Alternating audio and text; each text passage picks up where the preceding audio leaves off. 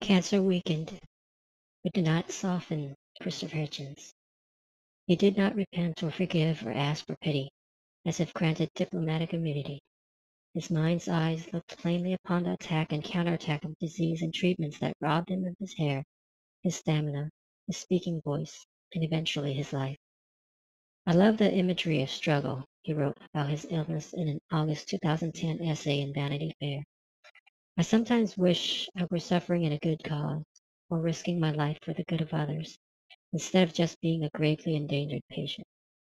Hitchens, a Washington, D.C.-based author, essayist, and polemicist who waged verbal and occasional physical battle on behalf of causes left and right, died Thursday night at MD Anderson Cancer Center in Houston of pneumonia, a complication of his esophageal cancer, according to a statement from Vanity Fair magazine. He was 62. There will never be another Christopher Hitchens, a man of ferocious intellect, who was as vibrant on the page as if he was at the bar, said Vanity Fair editor Graydon Carter. Those who read him felt they knew him, and those who knew him were profoundly fortunate souls. He had enjoyed his drink enough to kill or stun the average mule, and cigarettes until he announced in June 2010 that he was being treated for cancer of the esophagus. He was most engaged, prolific, and public intellectual who wrote numerous books, was a frequent television commentator and a contributor to Vanity Fair, Slate, and other publications. He became a popular author in 2007 thanks to God is Not Great, a manifesto for atheists. Long after his diagnosis, his columns and essays appeared regularly, savaging the royal family, reveling in the death of Osama bin Laden, or pondering the letters of poet Philip Larkin. He was intolerant of nonsense, including about his own health. In a piece which appeared in the January 2012 issue of Vanity Fair, he dismissed the old saying that what doesn't kill you makes you stronger. So far, I have decided to take whatever my disease can throw at me and to stay combative, even while taking the measure of my inevitable decline. I repeat, this is no more than what a healthy person has to do in slower motion, he wrote. It is our common fate. In either case, though, one can dispense with facile maxims that don't live up to their apparent billing. Eloquent and intemperate, body and urbane, Hitchens was an acknowledged contrarian and contradiction. Half Christian, half Jewish, and fully non-believing.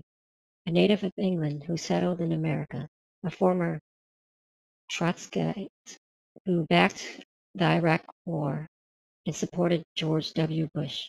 But his passions remained constant and targets of his youth, from Henry Kissinger to Mother Teresa, remained hated.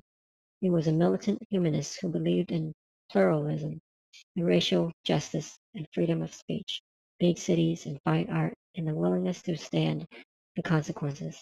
He was smacked in the rear by then British Prime Minister Margaret Thatcher and beaten up in Beirut. He once submitted to the waterboarding to prove that it was indeed torture. Hitchens was a committed sensualist who abstained from clean living as if it were just another kind of church. In 2005, he would recall a trip to Aspen, Colorado, and a brief encounter after stepping off a ski lift. I was met by immaculate specimens of young American womanhood, holding silver trays and flashing perfect dentitions. He wrote, "What would I like? I thought a gin and tonic would meet the case. Sir, that would be inappropriate. In what respect? At this altitude, gin would be very much more toxic than at ground level. In that case," I said, "make it a double." An emphatic ally and inspired foe, he stood by friends in trouble, satanic verses by novelist Salman Rushdie, and against enemies in power, Iran's Ayatollah Ruhollah Khomeini. His heroes included George Orwell, Thomas Paine, and Gore Vidal, pre-September 11th.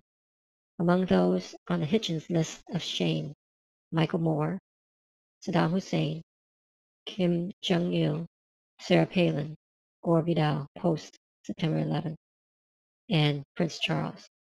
We have known for a long time that Prince Charles' empty sails are so rigged as to be swelled by any passing waft or breeze of crankiness and cant, Hitchens wrote in Slate in 2010 after the heir to the British throne gave a speech criticizing Galileo for the scientist's focus on the material aspect of reality.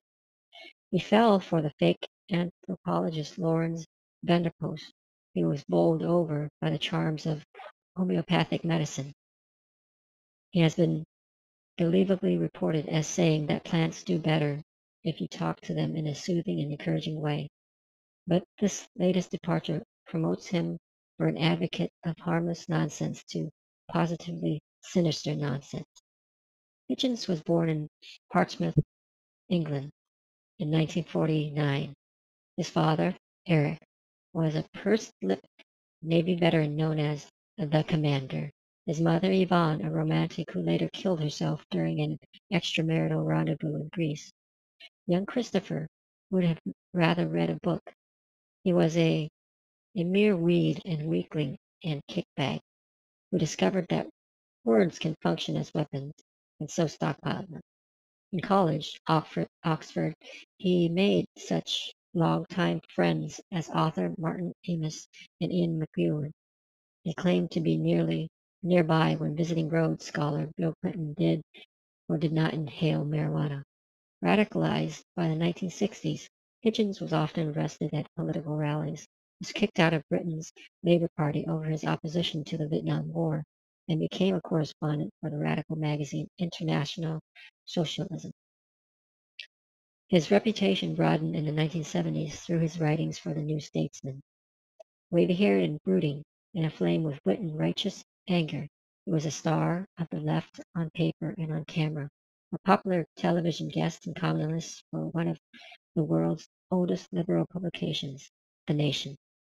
In friendlier times, Vidal was quoted as citing Hitchens as a worthy heir to his satirical throne. But Hitchens never could simply nod his head.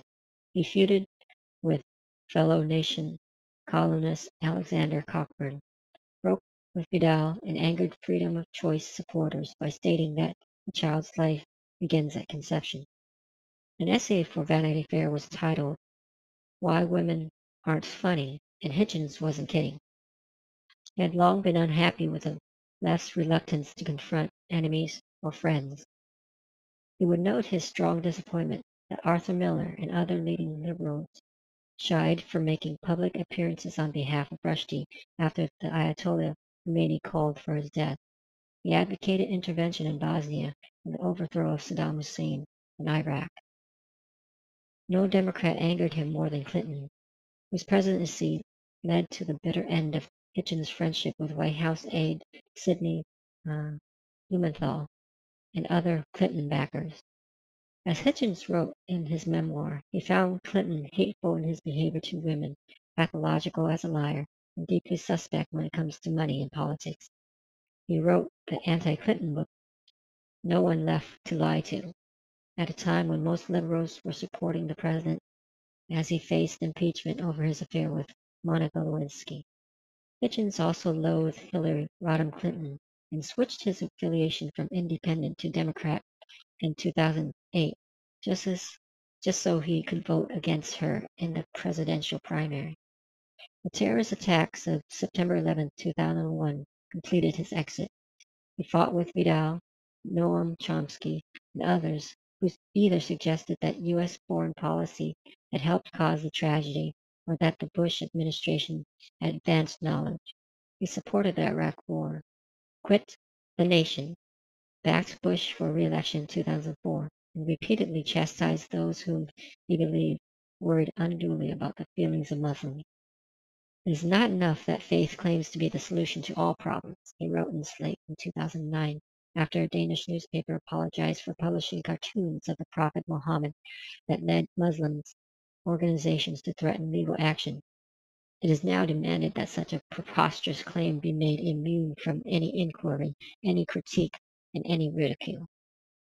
His essays were compiled in such books as For the Sake of Argument and Prepared for the Worst. He also wrote short biographies, appreciations of Paine and Thomas Jefferson, a tribute to Orwell, and Letters to a Young Contrarian, Art of Mentoring, in which he advised that only an open conflict of ideas and principles can produce any clarity.